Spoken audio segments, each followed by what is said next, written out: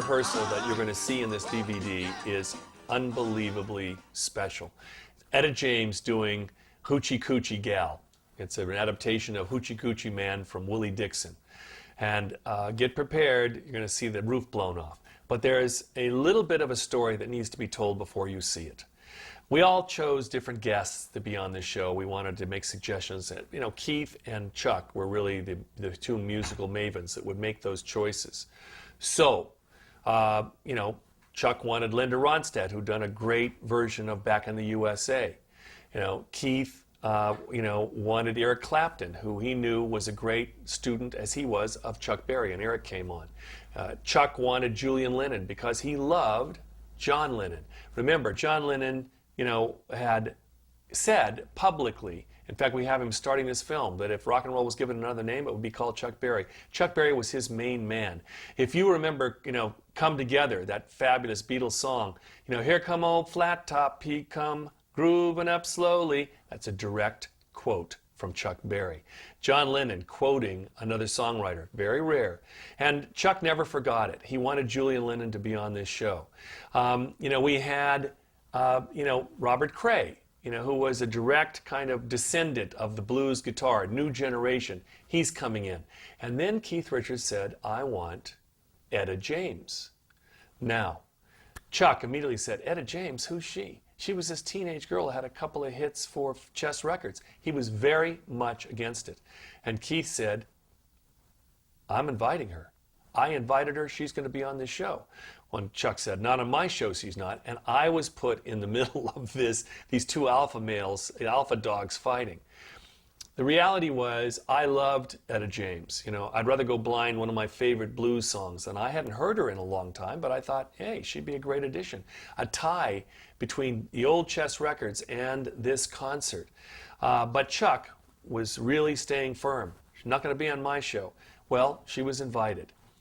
And there was going to be who knows what was going to happen when she showed up. At the very end of the rehearsals at Berry Park, Etta shows up. Her plane had been late. She comes into the place very bedraggled. She was tired. She'd been up all night from the night before. She'd lost her glasses.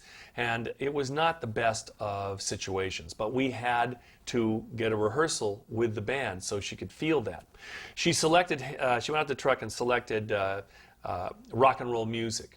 Although she'd never sung the song before. She didn't know a lot of Chuck's songs, which was unusual. And, she came into the situation probably at a really great disadvantage. She couldn't read the lyrics, she didn't know the song, she got up with the band, and I've got to tell you, it was one of the worst performances I've ever heard in my life. It was a disaster. She didn't know the lyrics, the melody was off. And Chuck was gloating in the back. He said, you see, I told you, she ain't going to be on my show. Keith, at that moment, truly a great music director, producer, put his arm around Etta and said, come on, baby. They were friends for a long time. This isn't so hard. He borrowed somebody's glasses, gave it to her. She learned the lyrics. He was going over the chord changes with her. She gained in confidence. And now they were going to do the second rendition of this song, rock and roll music.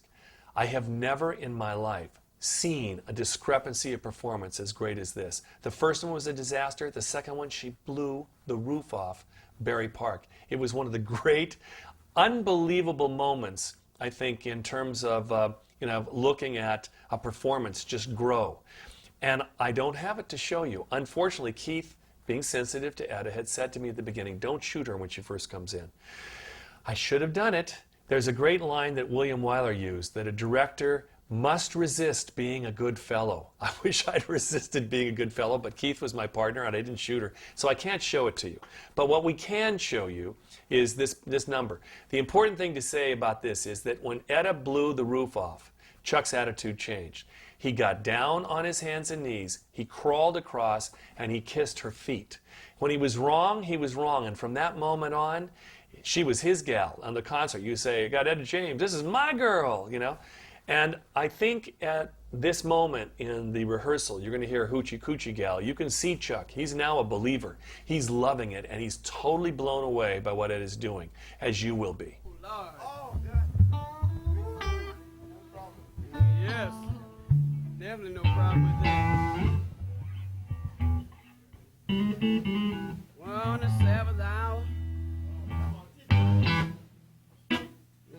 day, the 7th of the month, the 7th doctor said I was born for good luck, yeah, yeah. That you say, be a big bad mama jamma now. Don't you mess with me, 'cause I'm the hoochie coochie gal. Oh, Lord, have mercy. Lord, I'm hell.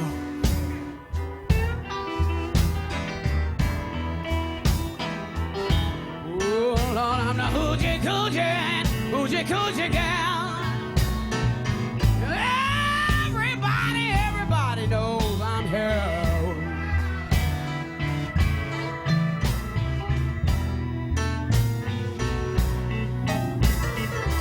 The gypsy woman told my mother before I was born, say you got a girl child coming, yeah. She gonna be a son of a gun. I got $800 and I'm ready to go.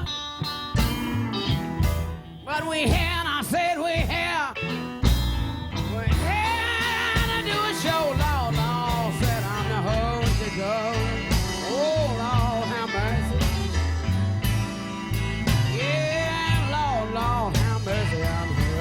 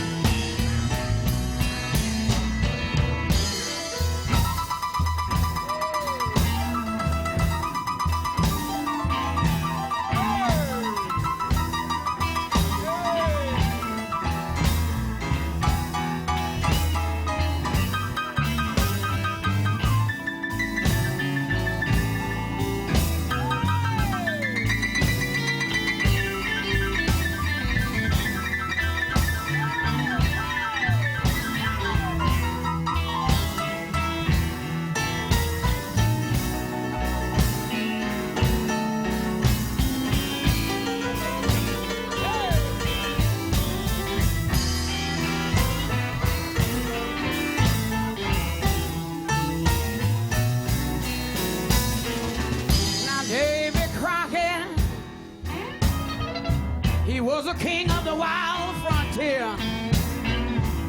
I tame him down, Lord have mercy, if he was here. Not Jesse James,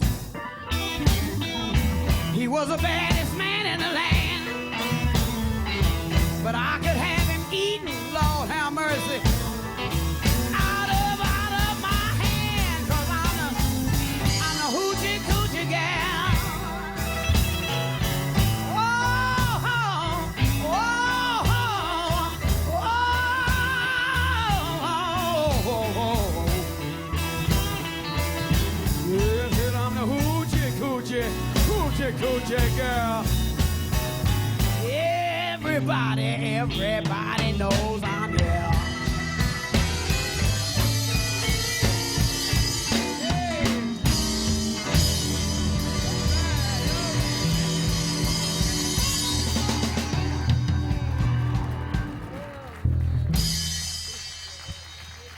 had Chuck. even know you. Chuck trembling. Look here, Chuck. I didn't even know you. I never knew you. I knew you ought to. You know? So this is Etta James. I was singing backgrounds on your songs. He know him. I was singing background. He went, oh yeah? I think this is the first time that I've worked with him in like, it's got to be 20 years. We were with the same record company, Chess Records, and about 4 of his songs during that time, like he said to me the other day, he says, you know, I really didn't know you, Etta. I was like a background singer because, you know, we were stranded in Chicago years ago. Myself, Harvey Fuqua of the Moonglows, Marvin Gaye, Minnie Riperton, which was the receptionist at Chess Records. We sang background to 3 of Chuck's songs. So I said to him the other night, Chuck, when he would start singing the song, I said, did you know that was me singing the background to those songs? And he says, really? But his piano player remembered that that was us.